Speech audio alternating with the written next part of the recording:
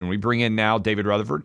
Excited to have him as a part of the Clay and Buck Podcast Network. He's doing fabulous work. You should go subscribe to his podcast. Make sure that you're on top of everything in sort of military and door-kicking badass worldview.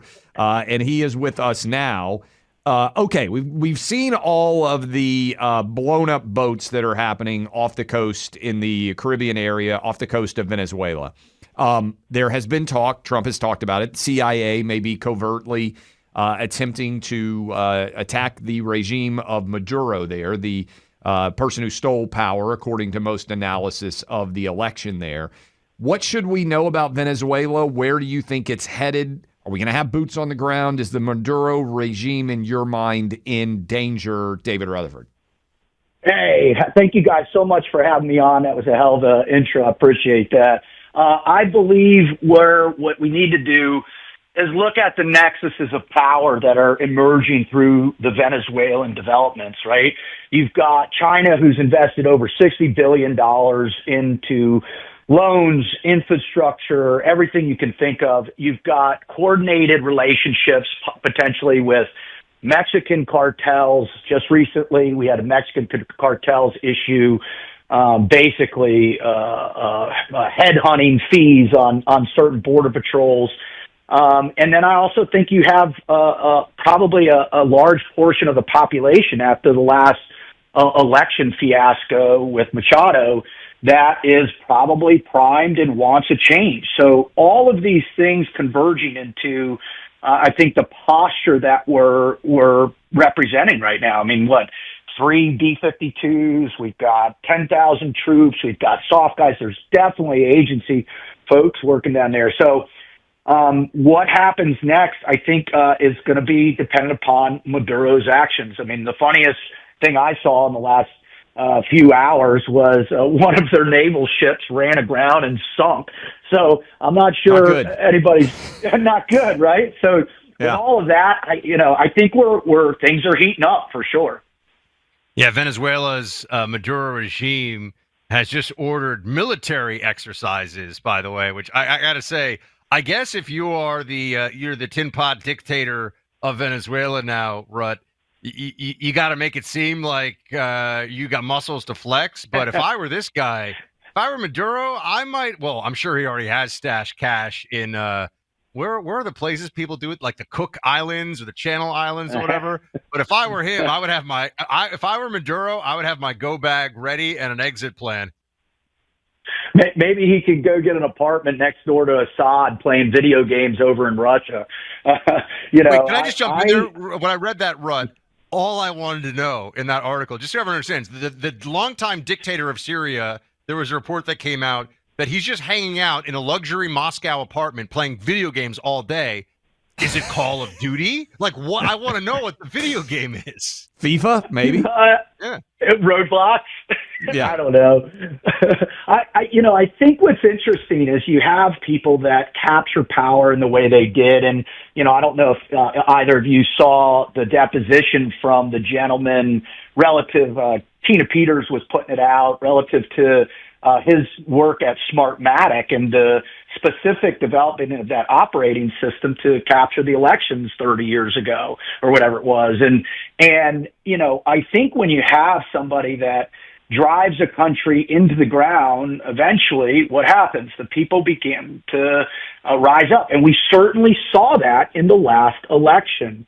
And then the crackdown that came over, yes, this idea of citizen warfare. We saw a couple months ago, they were showing some promo stuff of, Tractor Bob and, and the little old lady holding the AK, learning how to fight. And that's absurd. I just don't believe that this country is willing to endure any more of what's been taking place because, look at their inflation, look at their production, look at their output. The only thing that saves them, obviously, is illegal drug traffic and probably some human trafficking as well as, probably some arms traffic, but it's oil. And so, before putting boots on the ground, I'd love to see maybe a blockade or something a little bit more, giving them time to negotiate or alter or come out with a position before we start sending, young American women into fight in Venezuela. We're speaking to David Rutherford, former Navy SEAL, host of the David Rutherford Show on the Clay and Buck Podcast Network, which you should all be catching up on, listening to this weekend if you missed this week's episode. And Rut, you mentioned the cartels and how they've put out bounties on members of U.S. Border Patrol. We've had multiple strikes now on narco terrorist boats in the Caribbean, lethal strikes, right? Kinetic strike missiles, basically blowing up ships. And we're moving more military assets into the region to do this. When Joint Special Operations gets involved here, when our operators are doing more against these cartels, do you think the likelihood is they're going to go to ground and try to ride it out, or are they going to try to escalate the violence in response to change the political calculation here at home? That's the great question, right? Ironclad there's a woman who's a Mexican reporter who's talking about, she's doing on the ground interviews, blacked out faces, and they're saying we're just going to wait it out. But think about the magnitude of the impact of shutting that border down. What does it cause, right? It's a lot of people. There's a guy named Oscar Ramirez that's been reporting that there's a small civil war amongst the cartels building. So, I think everybody's looking for, how do we recapture those revenue streams that we lost from human trafficking and probably a significant portion of trafficking across the border. And so what do they have to lose other than, going kinetic? So as a result of that, yeah, there's a distinct possibility that's the JSOC. I don't know about typical soft units, the lower tier 3 units, but I definitely think, JSOC combined with, maybe some of the agency's assets or some of the, counter narco assets within Homeland.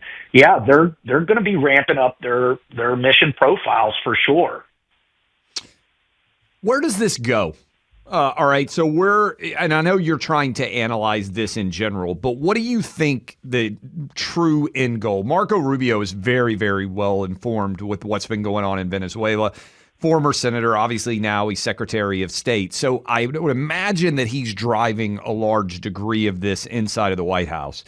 If the Trump team had their ability to sort of wave their magic wand, what would they like to see happen in Venezuela? We know they have unbelievable, I think it's Chevron primarily, oil and gas assets that used to be American owned. There have been reports that Maduro basically is bending the knee and saying, whatever you guys need, I'll give back to you in terms of oil and gas assets. Is it any kind of negotiation with him, or do you think he has to be gone in order for there to be any sort of reconciliation between the United States and Venezuela? Clay, that is the $1,000 question right there, right? And I think Mark Rubio is a great guy to be doing this. He's been so integrated into the Central South American political landscape as his Cuban ancestry and just where he positions himself and has been for years. So I think he's a great guy. I think they're riding this incredible high of negotiations right now. Obviously, the Ukraine-Russia one is the one that escapes them, but I think there might be a real willingness to come in and try and negotiate some type of deal to put the fires out, so to speak. And that would be relative to regaining some considerable, leverage on the oil industry, because that's the heartbeat of their whole country.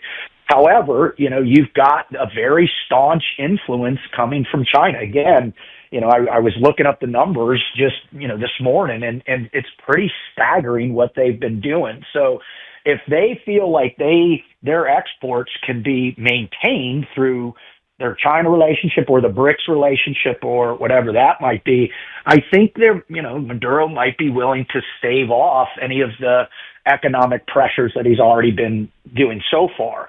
But I just think there's such a momentum. I mean, that peace deal in Israel, I mean, that is more significant than anything I think we've seen in a long, long time. And the fact that, Machado wanted to give her Nobel Peace Prize to Trump, there's this unique relationship that's been formed there. So I think it's some kind of either deal with with, like you said, with the oil industry or some of those. But it's also, I would imagine, pressure to hold new elections with perhaps some UN oversight. That would be something that would be truly a monumental feat for Rubio and his team of the newly found ability to have diplomacy in our State Department, which is a pretty awesome thing to see.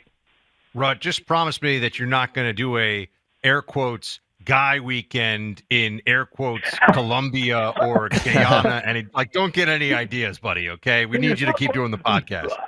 Buck, you saw what happened the last time the Green Beret guy went down there and tried to do it, right? And it was kind of funny, which is kind of this hidden story a lot of people don't talk about, is, the last administration tried to pin that on a bunch of Trump loyalists, right? FBI investigations. They tried to really connect some true Trump loyalists, people that are, involved in the government now, to participating in kind of that, random, kamikaze, we're going to take down.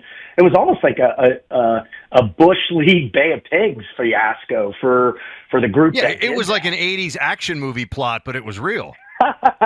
It was totally real. And I have a lot of friends that had to go talk to the Bureau as a result of that. And so I don't know. I mean, I think the population is ripe for some influence, but I don't know, man. It seemed like the military really coalesced around him to go after, the opposition or whatever you want to call it after those elections, and we saw Brazil was able to do that. A lot of these other kind of socialist countries were able to do that. And so what I think it is how are they so confident that they can, repress those uprisings? And I think it's about a money issue. So where is Venezuela getting the money to pay for their soldiers at scale in support of knocking down these organic uprisings internal, and organic with quotations, obviously. You're just getting a little taste here, everybody, of the David Rutherford Show. So go check it out on the Clay and Buck Podcast Network this weekend. Rut, I'm shooting tomorrow, so that when I finally get you back out on the range, you'll be proud of your students. So thank you for joining us here, and we'll hang out soon. I'm always proud of you guys. Keep it up. Take care, guys. Thank you. Keep up the good brother. work. You take care. Birch Gold Group knows that you need a real incentive to consider purchasing gold as part of an IRA or 401k. And if you have been motivated by the near constant increase in the value of gold recently, like it's up 60% year to date, there must be something else to compel you to stop and just think about the value that gold, silver, precious metals could have in your portfolio.